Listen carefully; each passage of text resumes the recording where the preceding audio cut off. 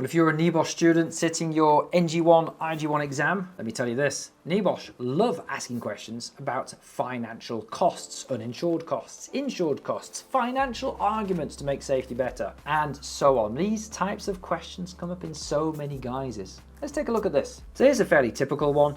What financial arguments could the consultant use to justify their proposed health and safety improvements? 10 marks. Note, support your answer where applicable using relevant information from the scenario. And you can get similar questions. You can get questions about what are the possible costs from the incident, what are the possible uninsured costs, what are the possible insured costs, and so on. They're all very similar, although there might be some slight differences in the way they're worded, slight differences in the answers, but they're broadly talking about the same thing, which is money and why should we manage health and safety. Now we've got a whole scenario here. Now just to be clear, this is a fake NEBOSH scenario. I'm not using anything confidential. I wrote this, so it may not be perfect, but it'll do for the purposes of this exercise. And the first place I like to go to is the course materials, because we have some course materials which basically kind of have, I would say, almost the framework of the answer to this question. All you then need to do is write the answer and link it to this scenario. You know, make sure your answer is relevant to the scenario and support your answer using relevant information from the scenario. But let me show you the course materials. So if we go here, let's go to the table of contents. So it's element 1. And we know this is all about the financial stuff there. So we go to morals and money. There we are. I mean, it's the first, literally it's the first thing in the course. I mean, if you don't get 10 out of 10 on this, you really have to try very hard to not get 10 out of 10 on this. So we've got some moral arguments. Now we're not interested in that. Why? Because it says financial arguments. Financial, we're not interested in, oh, you've got a moral duty to this and you've got a legal duty to that. No one cares. No one cares. Read the question and answer the question being asked. It says financial arguments. So, hey, sorry to interrupt the video. I hope you're finding this useful. If you want more information, we've got loads of free information on our YouTube channel. If you go into our channel playlists, you'll find a whole playlist called the 12 Steps to Smashing Your NG1, IG1 NEBOSH Exam. And it'll go through the 12-step process that our students follow to get some of the highest pass rates in the NEBOSH e-learning industry. If you would like even more help, then you can head over to our website, compassa.co.uk, click on NEBOSH Exam Help, and you'll also find study books that you can download for both the national and international general certificates. And without further ado, let's get back into it. Let's scroll down till we get to financial arguments, shall we? Financial, moral. There we are, financial arguments. So we can start to have a look at this, and we've got some financial arguments here that we could use.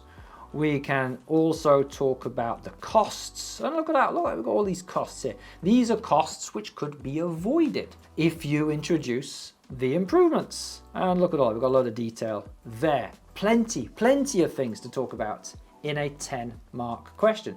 I mean, you could almost just kind of start your answer just by listing some of these, couldn't you? Let's just list some of them. So we'll just say insurance premium increase. I haven't even read the scenario yet. Lost production. This is not going to get you a mark, by the way. It's not going to get you a mark. I'm just making a little bit of a shopping list of things I can talk about later. Let's talk about overtime. Let's talk about temporary labor. Talk about fines, compensation. What else is in there? Building damage, damage to public image. And I'll say building damage, product damage, equipment damage. We'll talk about sales. All right, damage to public image, lost sales, first aid, turnover of staff. Right, so we've got all of that, and then we've probably got some kind of generic arguments we can take from up here somewhere. So what have we got? We've got the basically all of this bit here. So you know, uninsured costs are massive compared to insured costs, and we could say something like spending money to prevent incidents is considered by the courts to be reasonable. Size of the fine may increase if we tried cutting costs and so on. Oh, hang on, what was that there? It's cheaper for organisations to maintain high standards of safety than it is for them to have high levels of accidents in their health. Okay, cheaper to prevent accidents than pay for the consequences. Okay, I've now got 15 kind of ideas I haven't even looked at the scenario yet. Let's look at the scenario now and see which of those might work, which of those are correct. So it's a medium-sized company that carries out domestic and commercial removals across the UK. They have a fleet of 10 vehicles, employ 26 staff, drivers, porters, warehouse operatives. Last month, a long-serving employee suffered a serious back injury while helping move a heavy oak desk from a second-floor office. The team had been working under time pressure due to client deadlines. No lifting equipment was available at the site. The porter attempted to reposition the desk during a tight corner turn on the stairs when they slipped and fell backwards. The colleague assisting them managed to keep hold of the load, but the injured worker was unable to continue working. Ambulance was called, employee taken to hospital. They are now signed off work for at least 6 weeks. Oh, that reminds me. What have we got? Another one. There, let's just scroll down. In here, we can chuck in sick pay. There you go, sick pay. Paying that person sick pay for 6 weeks. 6 weeks, likely to require further physiotherapy. An agency worker has been hired to cover the absence. Formal investigation carried out by an external. Formal investigation. So we've got the cost of the consultant during investigations. Yeah, it's like if you have fewer accidents in future, you won't need me to come in to investigate these things anymore, and that'll save you money.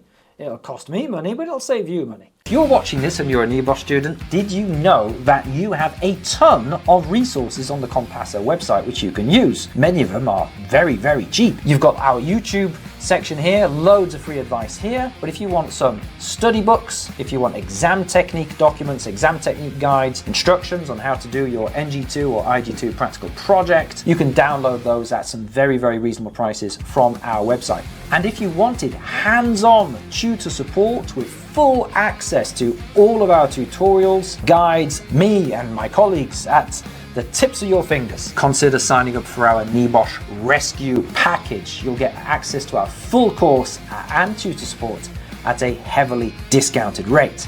And, well, frankly, you'll struggle to find pass rates that are as consistently high anywhere else.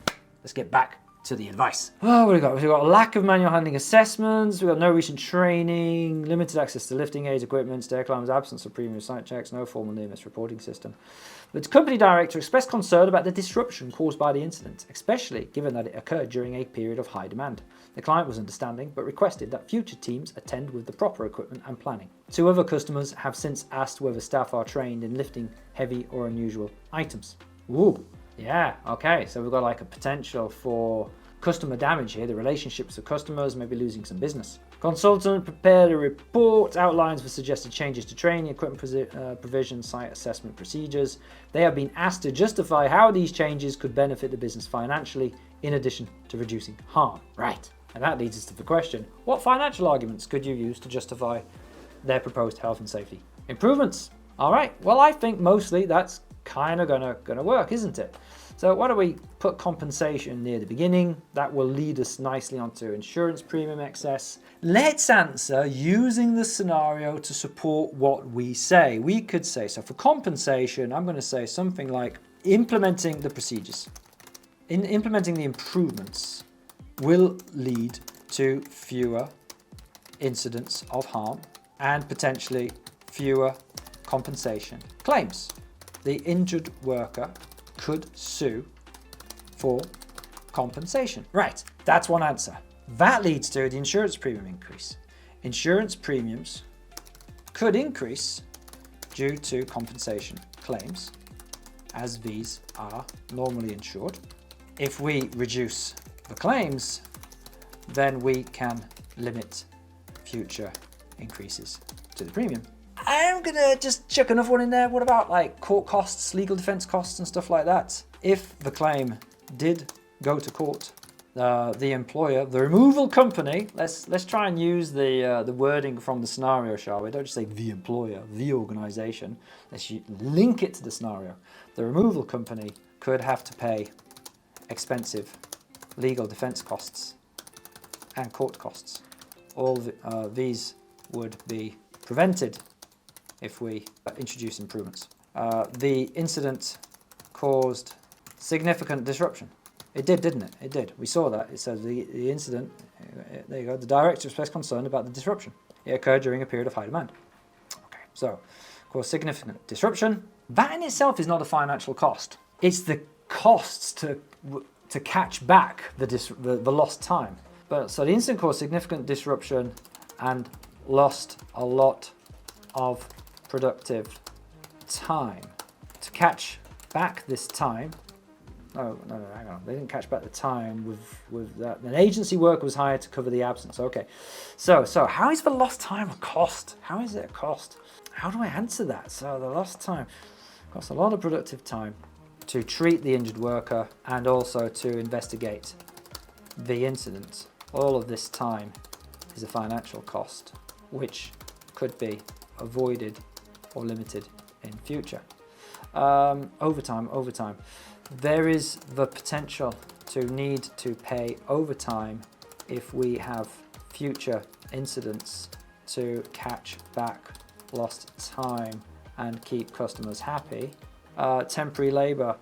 We have had to employ temporary labour to replace the injured worker. Agency workers can be expensive. Avoiding incidents in future will limit this cost. If we are prosecuted by the HSC or insert whatever regulator of your choice there, if we're prosecuted, we could incur heavy fines. Fines can be unlimited. This is not a small organisation, so the fine could be significant. Building damage, there isn't any building damage with this really, but actually you could, if they drop a piano down the stairs, it's going to damage the stairs and the walls and the building, isn't it? So there could be, and there could be some product damage as well. Some incidents could cause significant damage to the customer's building or belongings, which would then have to be repaired or replaced. Dropping a piano, I say piano, I mean, I know it's not the piano in the scenario, but dropping a piano down the stairs would be very expensive and is best avoided. Equipment damage, we'll get rid of that. Damage to public image, damage to public image, colon. Two customers already seem to be aware of the incident and are now asking difficult questions.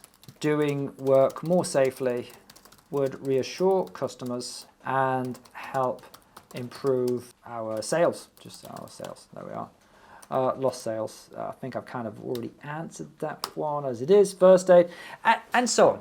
I'm not going to do every single point, but that's the general idea. And that's what a good exam answer would look like. So just keep going, get all 15 points made. That is a very, very easy question, and I would expect you to get an absolute 10 out of 10 on that. And that means what? That means you're about a quarter of the way to passing your exam. You only need 45 marks to pass. If you can get 10 marks on that, you are well on your way to passing this exam. Hope you found that useful. If you've got any questions, please drop us a note in the comments below.